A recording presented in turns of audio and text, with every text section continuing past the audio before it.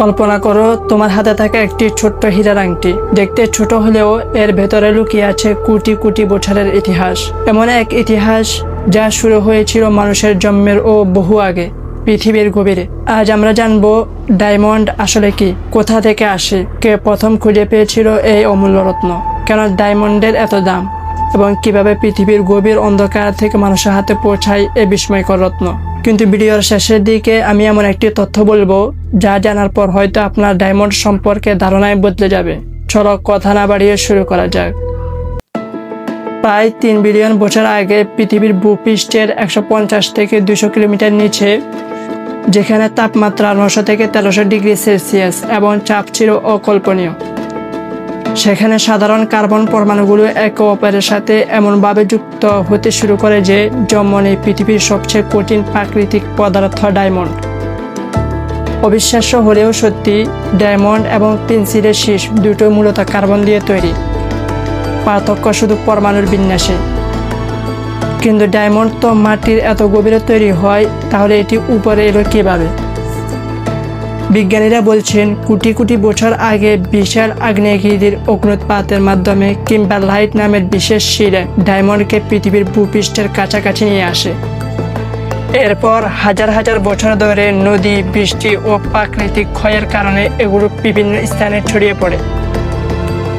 এখন প্রশ্ন হলো, মানুষ প্রথম ডায়মন্ড কোথায় খুঁজে পেয়েছিল? ইতিহাস বলছে প্রাচীন ভারতেই ছিল ডায়মন্ডের প্রথম পরিচিত উৎস। আজ থেকে প্রায় 3000 থেকে 6000 বছর আগে ভারতের কৃষ্ণা, গোদাবরী এবং পেন্নার নদীর তীরে মানুষ প্রথম ডায়মন্ড খুঁজে পায়। তখন মানুষ এটাকে শুধু গহনা হিসেবে নয়, সৌভাগ্য, শক্তি এবং অলৌকিক ক্ষমতার প্রতীক হিসেবেও মনে করত। শত শত বছর ধরে ভারত ছিল পৃথিবীর একমাত্র ডায়মন্ড সরবরাহকারী অঞ্চল। তারপর 1725 সালে ব্রাজিলে বিশাল ডায়মন্ড খনি আবিষ্কৃত হয়।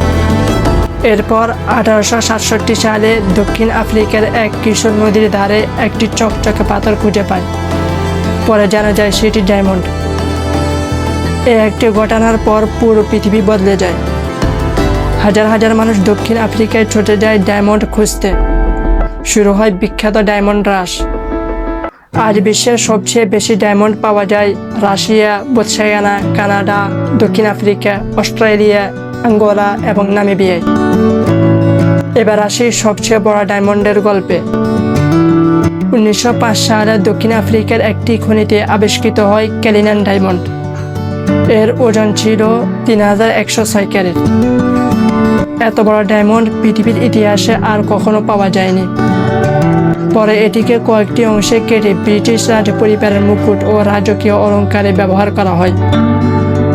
এখন প্রশ্ন হলো, ডায়মন্ড এত দামি কেন? প্রথম কারণ হচ্ছে এর সৃষ্টি হতে সময় লাগে কোটি কোটি বছর। দ্বিতীয় কারণ, 1 ক্যারেট হীরা পেতে প্রায় 250 টন মাটি খনন করতে হয়। তৃতীয় কারণ, উত্তোলন, কাটিং এবং পালিশ করার পুরো প্রক্রিয়া অত্যন্ত ব্যয়বহুল। চতুর্থ কারণ, বিপণন। 20 শতকে বড় বড় ডায়মন্ড কোম্পানি এমনভাবে বিজ্ঞাপন প্রচার করে যে ডায়মন্ড প্রেম, আভিজাত্য এবং বাগদানের প্রতীকে পরিণত হয়। তবে সব ডায়মন্ডের দাম এক নয়।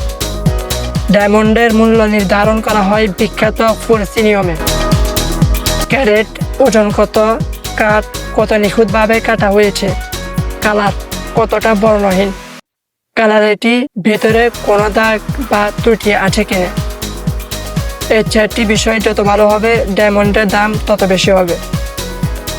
বর্তমানে 1 ক্যারেট প্রাকৃতিক ডায়মন্ডের দাম প্রায় $1000 থেকে $16,000 বা তারও বেশি হতে পারে।